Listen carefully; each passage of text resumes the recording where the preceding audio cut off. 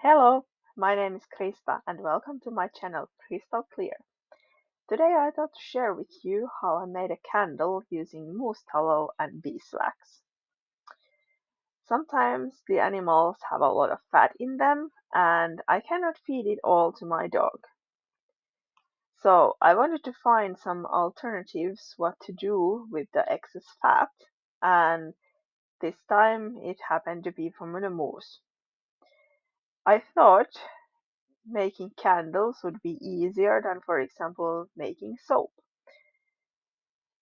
So before I attempted this myself, I searched for information and found some videos that others had been making. So I watched them and was trying to learn what sort of steps should I do.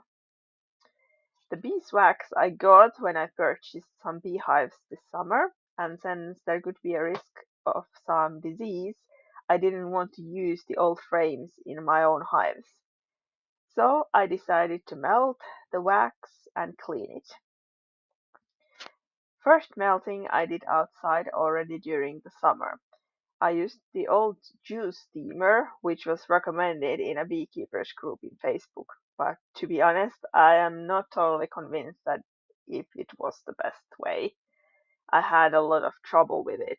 And then after I did manage to melt the wax, I put it through a sieve and then I ended up with these big chunks of beeswax. Recently, I melted the beeswax a couple more times on the wood stove. The sieve didn't seem to be enough. There was some dirt left, so I decided to try some disposable hairnets, which seemed to be working just fine. Some impurities could be seen in the bottom of this, like after it solidified again, and it was this sort of like a bit grayish color there, so I removed it by using a cheese cutter. And then I melted the wax one more time and poured it in the silicone muffin trays. And this way I thought that it will be easier to get like smaller amounts of the wax than from those huge chunks. Then I had the moose meat, and which I grinded to my dog.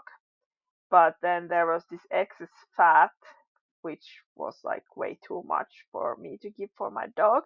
So I chopped it into small pieces and put it on a stove with water and salt. It was said in those videos that I watched that the salt should help to draw out some impurities from the fat. I don't know if it's true or not, but I thought it wouldn't make any harm, so I did that.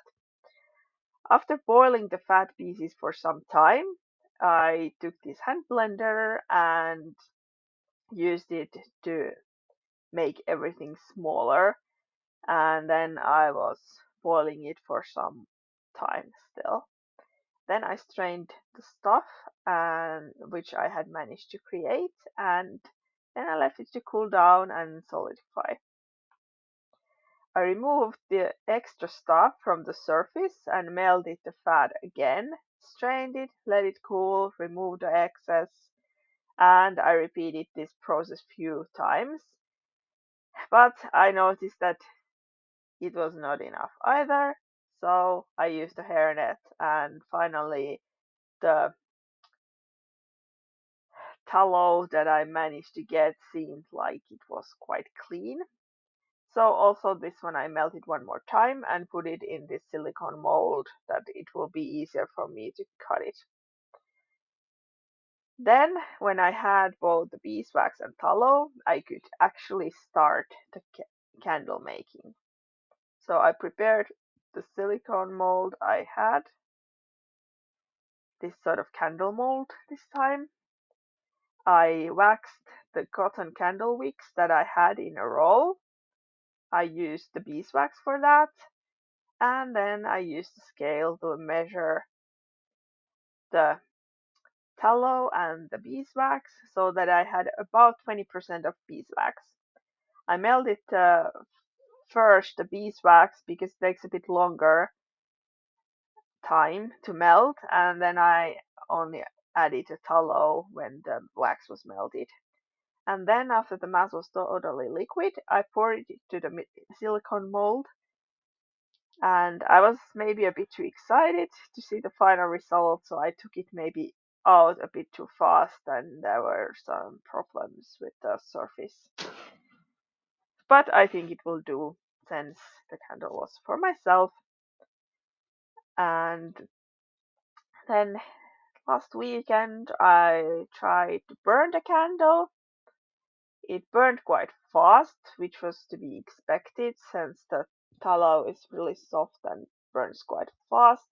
I don't know if I should try to use a bit thinner wick in the candle, if that would help. And it was making quite much this sort of like crackling noises every now and then. So perhaps I will just use these kind of candles myself and not give them to someone else. And I don't know if there is some better way to do this. Let me know if you have some tips, if you have tried this one and you had better success. And it also seemed quite time consuming to do this way, so I should figure out if I could make the process a bit easier. Thanks for watching and see you next time.